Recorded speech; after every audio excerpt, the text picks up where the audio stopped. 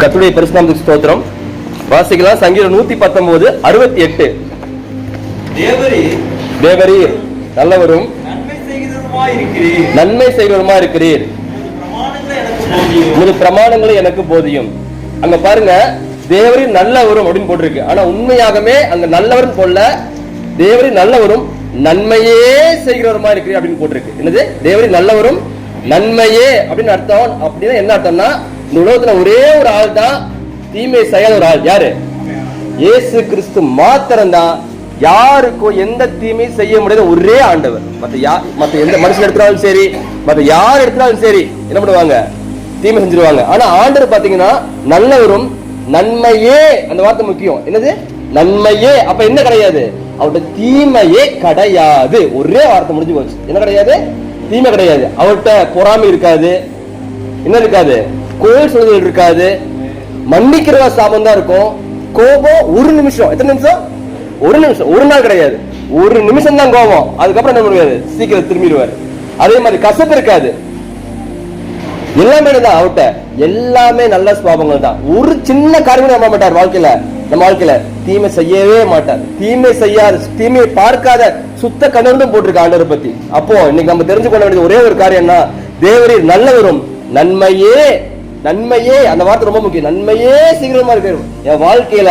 God will never commit a mistake at all. ஒரு நாளும் ஆண்டவர் என் வாழ்க்கையிட பண்ண மாட்டாரு, தவறு செய்யவே மாட்டார். எழுதி வச்சுக்கோங்க. நான் தப்பு பண்ணலாம், என் குடும்பம் தப்பு பண்ணலாம், எங்க அப்பா அம்மாவே தப்பு பண்ணலாம், பெரியவங்க தப்பு பண்ணலாம். ஆனா ஆண்டவர் பண்ண மாட்டாரு. ஆண்டவர்கிட்ட ஒருத்தரும் குறை கண்டுபிடிக்க முடியாது. ஆண்டவர்கிட்ட ஒருத்தருமே குறை கண்டுபிடிக்க முடியாது. குறை சொல்ற அளவுக்கு அவர் இருக்கவும் மாட்டார். அதான் சொன்னோம். அதுக்கு பின்னாடி வசனம் இருக்கு பாருங்க. அதுக்கு முன்னாடி, அது போறதுக்கு முன்னாடி வேதத்துல ஒரே ஒரு மனுஷன் நல்லவன் போட்டிருக்கு. வேதத்திலேயே தான் ஆண்டவரை தவிர ஒரே ஒரு மனுஷன் நல்லவன் போட்டிருக்கு. ஆனா அதுக்கு முன்னாடி எலியா பத்தி நம்மளுக்கு தெரியும். மழை வராம வானத்தை அடைச்சு போட்டாரு, அக்னி இறக்குனாரு. ஆனா அவரே சொல்றாரு பாருங்க என்னன்னு. 1 ராஜாக்கள், சீக்கிரம் வாசிக்கலாம். 1 ராஜாக்கள் 19:4. 1 ராஜாக்கள் 19:4.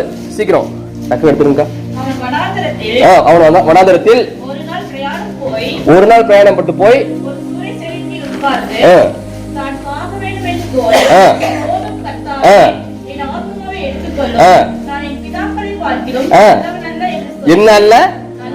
என்னல்ல எப்ப இவ்வளவு பெரிய தீர்க்கதரிசி அவனே சொல்ற நல்லவன் அல்ல அப்படிங்கிறான். அப்ப யாரையா நல்லவன், யாரையா நல்லவர்? இன்னைக்கு ஒரு மனுஷனை காட்டி கொடுக்க போற, இன்னைக்கு ஒரு மனுஷனை காட்டி கொடுக்க போற.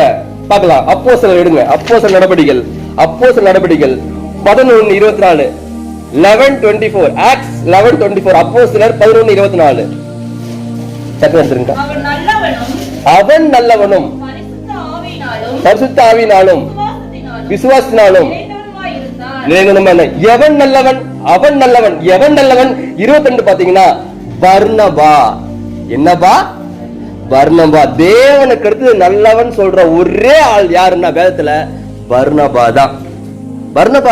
பர்னபா தவிர எவனையுமே நல்லவன் வேதம் சொல்லவே கிடையாது. அப்படி என்னையா பண்ணிட்டாங்க? அப்படி என்ன பண்ணிட்டா? ஒன்னே ஒண்ணுதான் பண்ணா. நம்ம நல்லவனா இருக்கணும் அப்படின்னா நம்ம இருதயம் தேவனுடைய அன்பினால நிறைஞ்சிருக்கணும். என்ன பண்ணிருக்கணும்? நிறைஞ்சிருக்கணும்.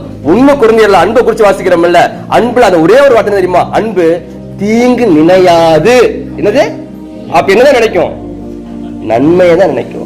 பர்னபாவோட இருதயம் ஆண்டோடைய அன்பினால நிறைஞ்சிருந்து, கல்வாரி அன்பினால நிறைஞ்சிருந்தது, அவருடைய காயத்தினால நிறைஞ்சிருந்துச்சு, அவருடைய ரத்தத்தினால நிறைஞ்சிருந்துச்சு. அதனால அநேக ஜனங்கள் சபைக்கு வந்தாங்களாம்.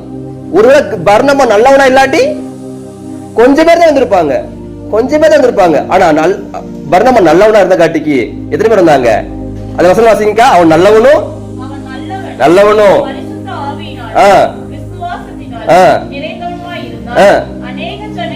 பார்த்து முக்கியம். எத்தனை ஜனங்கள்?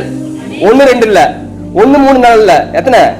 அநேகம். என்ன முடியாத ஜனங்கள் சபைக்கு வரணும்னா நான் நல்லவனா இருக்கணும். என் இருதயம் தேவ அன்புனால நிறைஞ்சாதான் நல்லது பண்ண முடியும். நல்லவன் என்ன தெரியுமா அர்த்தம்? அநேக நன்மைகள் செய்கிறவன் தான் நல்லவன். பர்னபா மட்டும்தான் வேதத்திலேயே நல்லவன் பேர் எடுத்தாள்.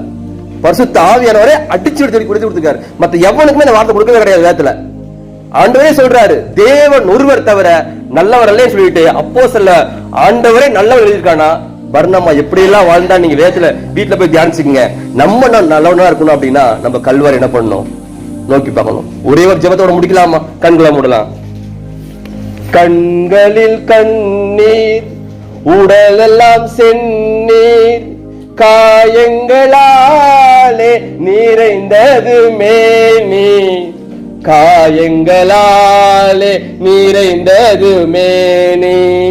ஆருயிரே எனதுயிரே, என்னை மீட்க மண்ணில் வந்த பேரழகே. ஆருயிரே எனதுயிரே, என்னை மீட்க மண்ணில் வந்த பேரழகே, என்னை மீட்க மண்ணில் வந்த பேரழகே. தேவரில் நல்லவரும் நன்மையே செய்கிறவமா இருக்கு நாங்க வாசிச்ச ஆண்டவரே. அந்த ஒவ்வொரு தேவ பிள்ளைக்கும் நல்லவனா கூடிய சுவாபத்தை, பர்னபாவுடைய சுவாபத்தை நீ தருவதற்காக ஸ்தோத்திரம். இயேசு மூலம் பிதாவே.